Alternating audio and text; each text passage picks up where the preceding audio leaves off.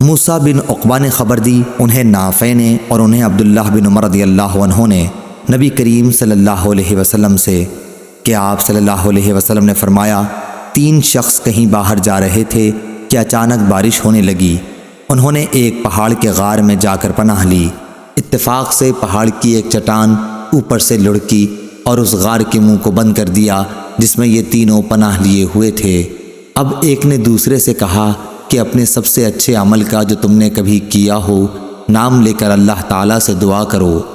اس پر ان میں سے ایک نے یہ دعا کی، اے اللہ، میرے ماں باپ بہت ہی بوڑھے تھے، میں باہر لے جا کر اپنے مویشی چراتا تھا، پھر جب شام کو واپس آتا تو ان کا دودھ نکالتا اور برتن میں پہلے اپنے والدین کو پیش کرتا، جب میرے والدین پی چکتے تو پھر بچوں کو اور اپنی بیوی کو پلاتا۔ اتفاق سے ایک رات واپسی میں دیر ہو گئی اور جب میں گھر لوٹا تو والدین سو چکے تھے۔ اس نے کہا کہ پھر میں نے پسند نہیں کیا کہ انہیں جگاؤں، بچے میرے قدموں میں بھوکے پڑے رو رہے تھے۔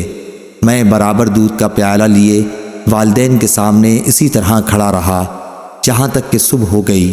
اے اللہ، اگر تیرے نزدیک بھی میں نے یہ کام صرف تیری رضا حاصل کرنے کے لیے کیا تھا تو ہمارے لیے اس چٹان کو ہٹا کر اتنا راستہ تو بنا دے کہ ہم آسمان کو تو دیکھ سکیں۔ حضرت صلی اللہ علیہ وسلم نے فرمایا، چنانچہ وہ پتھر کچھ ہٹ گیا۔ دوسرے شخص نے دعا کی، اے اللہ، تو خوب جانتا ہے کہ مجھے اپنے چچا کی ایک لڑکی سے اتنی زیادہ محبت تھی جتنی ایک مرد کو کسی عورت سے ہو سکتی ہے۔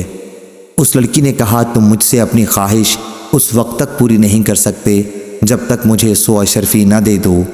میں نے ان کے حاصل کرنے کی کوشش کی اور آخر اتنی اشرفی جمع کر لی۔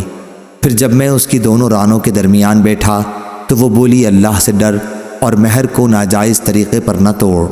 اس پر میں کھڑا ہو گیا اور میں نے اسے چھوڑ دیا۔ اب اگر تیرے نزدیک بھی میں نے یہ عمل تیری ہی رضا کے لیے کیا تھا تو ہمارے لیے نکلنے کا راستہ بنا دے۔ حضرت صلی اللہ علیہ وسلم نے فرمایا، چنانچہ وہ پتھر 2 تہائی ہٹ گیا۔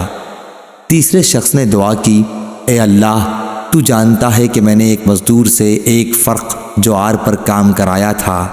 جب میں نے اس کی مزدوری اسے دے دی تو اس نے لینے سے انکار کر دیا۔ میں نے اس جوار کو لے کر بو دیا۔ کھیتی جب کٹی تو اس میں اتنی جوار پیدا ہوئی کہ اس میں سے میں نے ایک بیل اور ایک چرواہا خرید لیا۔ کچھ عرصے بعد پھر اس نے آ کر مزدوری مانگی کہ خدا کے بندے، مجھے میرا حق دے دے۔ میں نے کہا کہ اس بیل اور اس کے چرواہے کے پاس جاؤ کہ یہ تمہارے ہی ملک ہیں۔ اس نے کہا کہ مجھ سے مذاق کرتے ہو۔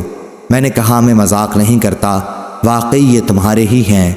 تو اے اللہ، اگر تیرے نزدیک یہ کام میں نے صرف تیری رضا حاصل کرنے کے لیے کیا تھا تو یہاں ہمارے لیے اس چٹان کو ہٹا کر راستہ بنا دے۔ چنانچہ وہ غار پورا کھل گیا اور وہ تینوں شخص باہر آ گئے۔ صحیح بخاری حدیث نمبر 2215۔